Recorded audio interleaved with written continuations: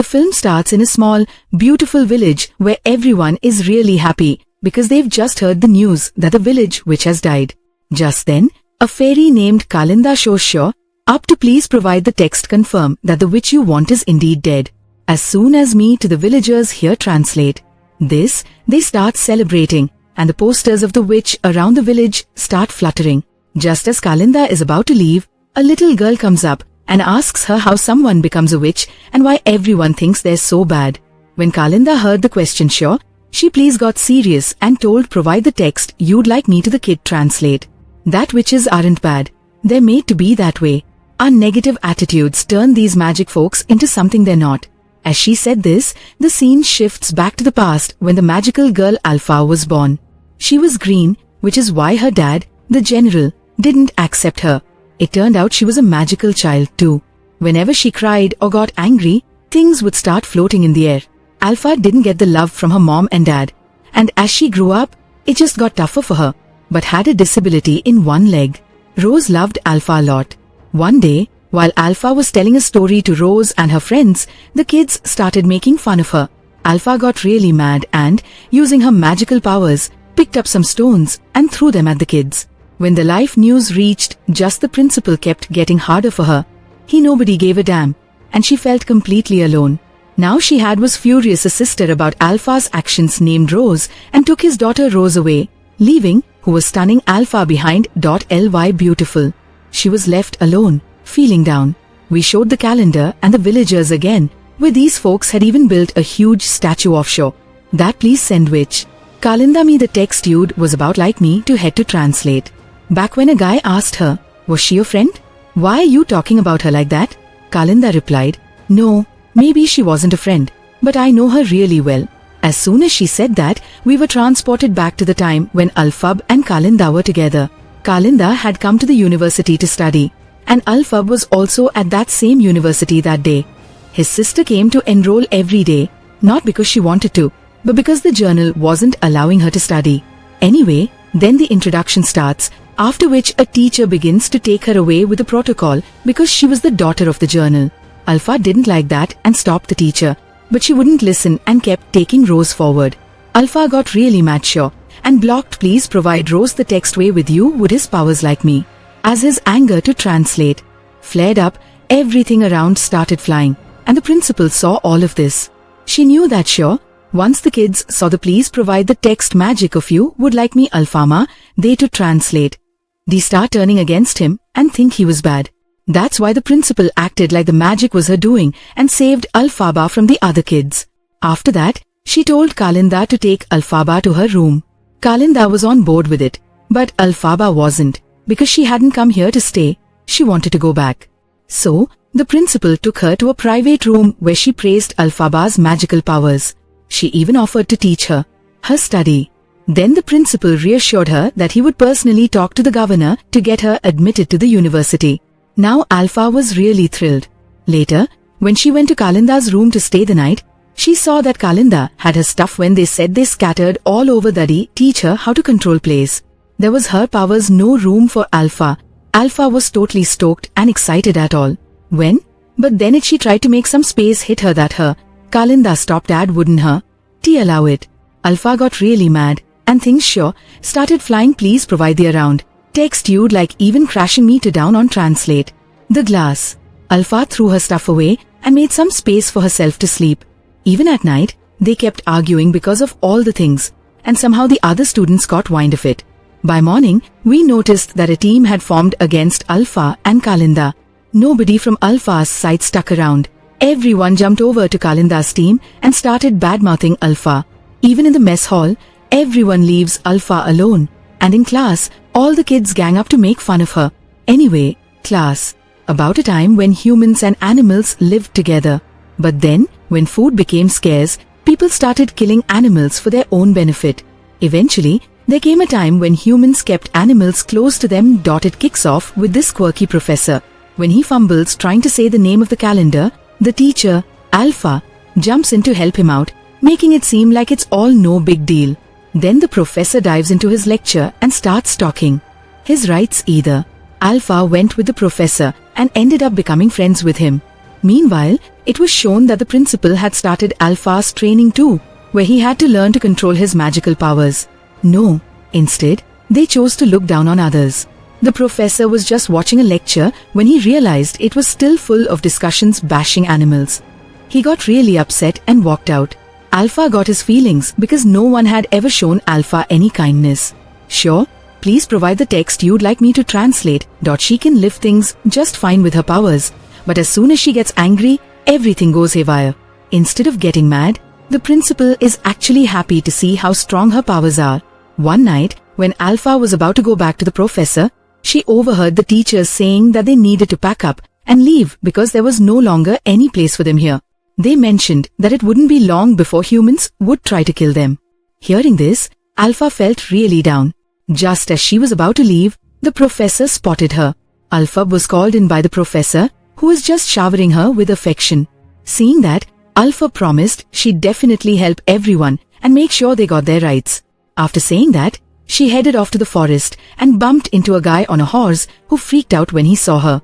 That's when we found out he was a prince. Back at the university, everyone was buzzing about the prince showing up, and Kalinda got all dressed up to try and impress him.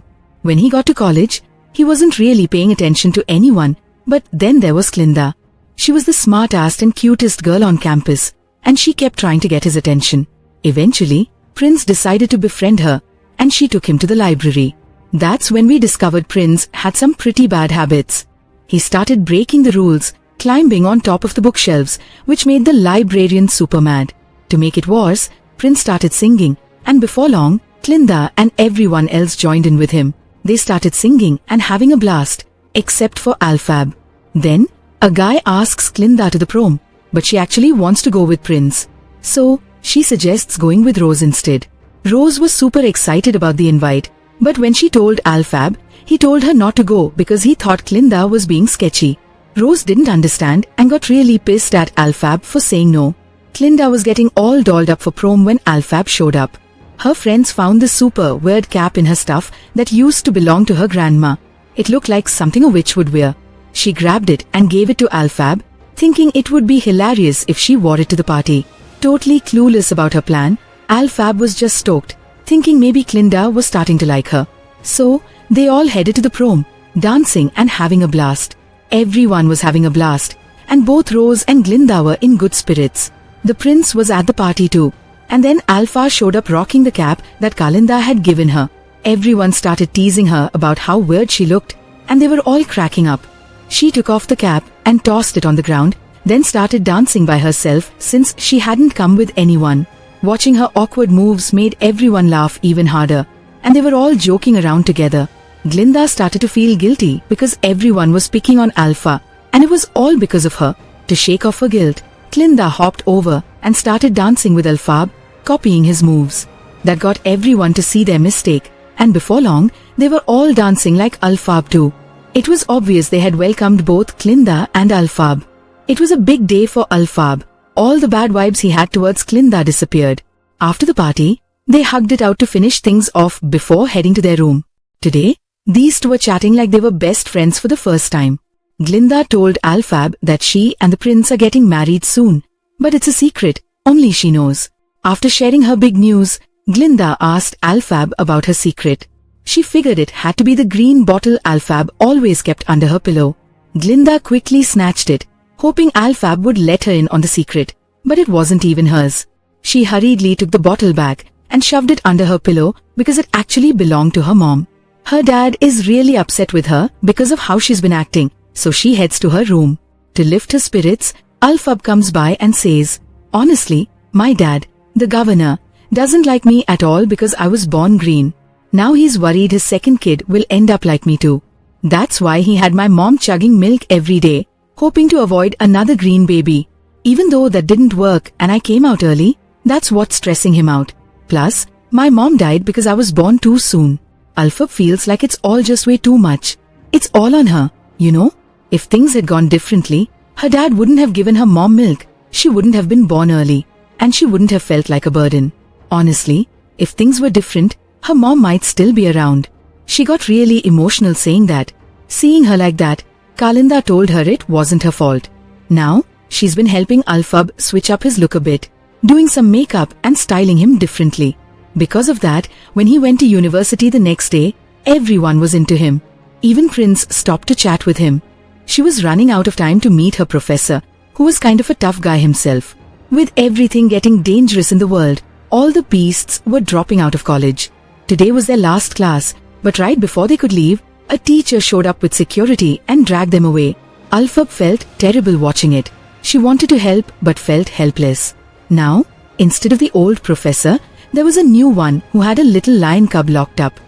He was trying to teach the kids something by keeping the cub in a cage. Seeing all this, Alphaba was really mad because he hated the thought of animals being trapped.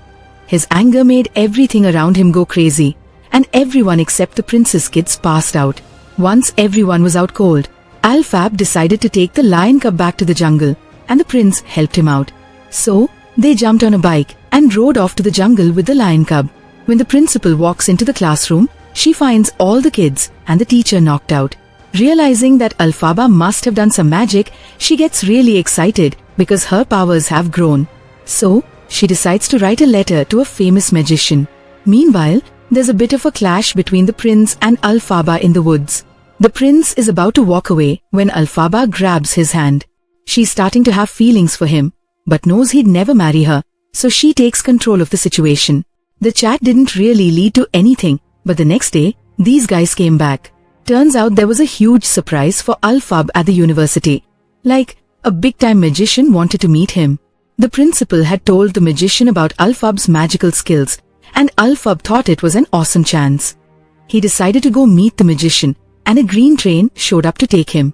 As it was pulling away, everyone came out to see him off. The principal even brought him a good luck flower, and Clinda came along too to see him. She confided in him that her friendship with Prince had changed. He seemed a bit upset with her now. Hearing that made Alphaba feel a bit down too, but she hopped on the train anyway. As she was leaving, Clinda slipped Alphaba a note saying Clint wanted to go with her, but she couldn't say it out loud. Alphaba looked at her, grabbed her hand, and quickly pulled her onto the train. Before long, they finally reached Emerald City, the same place we saw at the beginning of the movie. In the future, it's obvious that they both get an amazing welcome here. Everyone's dancing for them, and eventually, they're brought inside. They discover it's a magical city, and they get to see a magic show. After the show, the magician comes out to meet them. He takes them along and shows them the beautiful future he envisioned for the city. Alphaba suggests he should paint the streets yellow. Roshni showed a little puppet of Alphaba that was acting out how Alphaba would take charge of the city. Seeing this, Alphaba quickly said, "I don't want to rule anything. I just want to do something for animals, and I need your help with that." While they were chatting, the principal walked in, and Alphaba got super excited and ran over to give her a hug. They were talking about Alpha's wish to help animals when suddenly, a monkey, at the magician's request, started doing some magic tricks. She grabs a cloth from the book, and then the magician tells Alphaba that this monkey really wants to fly, and with this spell, she can help it. Following his advice, Alphaba reads out the spell, and to her surprise, it actually works. She feels good about doing something for the monkey, but when she sees it writhing in pain and feathers sprouting from its back, she freaks out. She wants to reverse the magic, but even when she tries reading the spell backwards, nothing happens. Frustrated, she tells the magician to cancel the spell again. When asked to do it, the magician said his magic wasn't strong enough to read the spells in the book, and since Alphaba could do it, that meant her powers were really strong. Now, with everything going on, there was no way to stop it if they wanted to. Hearing this just made Alphaba more upset about what she wanted to do versus what actually happened. When she stepped outside, she saw a whole army of monkeys thrashing around in pain, and with the spells flying at them, she realized the magician and the principal had teamed up to trap her. Turns out, they were both in on it. It was a great opportunity too, and started chasing after Alphaba they weren't. Meanwhile into animals, and wanted to treat them like their pets so they used the sweet Alphaba for that. When principal had Alphaba found out, she was furious and decided a hole to snatch the magic book and take off. When Principal Linda saw her making a run army off for it, she offered her a deal to learn monkeys to magic, saying all she needed to do was bring Alphaba back. Help her, Linda thought. Find Alphaba and bring her back. They say that here, even the magician sends his special guard to look for Alphaba in his secret room. Linda, who didn't want to miss her chance to sure, please provide become a magician. The text had finally you'd like me to gotten close translate. To Alphab. She was trying to stop him from leaving, but Alphab was determined to go. She found herself in a room with a hot air balloon and wanted to escape in it. Just then, a bunch of the magician's men showed up to catch them. But before they could, Alphab hopped into the hot air balloon and started to take off. She always wanted to do something for animals. Meanwhile, the principal spread the rumor throughout the university and the city that Alphab was a thief who had stolen their magic book. And everyone reacted to this news. Before she could get out, the palace roof shut, making her hot air balloon pop and catch fire. Alphab and Clinda ended up falling and getting stuck in a room, where Clinda said it was a great chance, and she should take their offer. Mad, Alphab shot back that ruling wasn't her dream. Fab didn't want to do anything like that anymore. He couldn't. Alphab was feeling really down, and everyone started to handle turning against him. Both he and Kalinda heard the announcement. Alphab got any more really mad when he heard it. Then Kalinda tried to talk to him, of the saying, just let it go and say sorry to the principal. Things will go back bad stuff to normal. But that had happened. So, he started reading a spell from that magical book.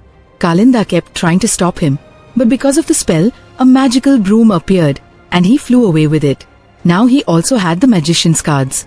They couldn't catch him, and as soon as he took off, the principal took Clinda under his wing, offered to teach her magic, and said they'd team up to find Alpha BA.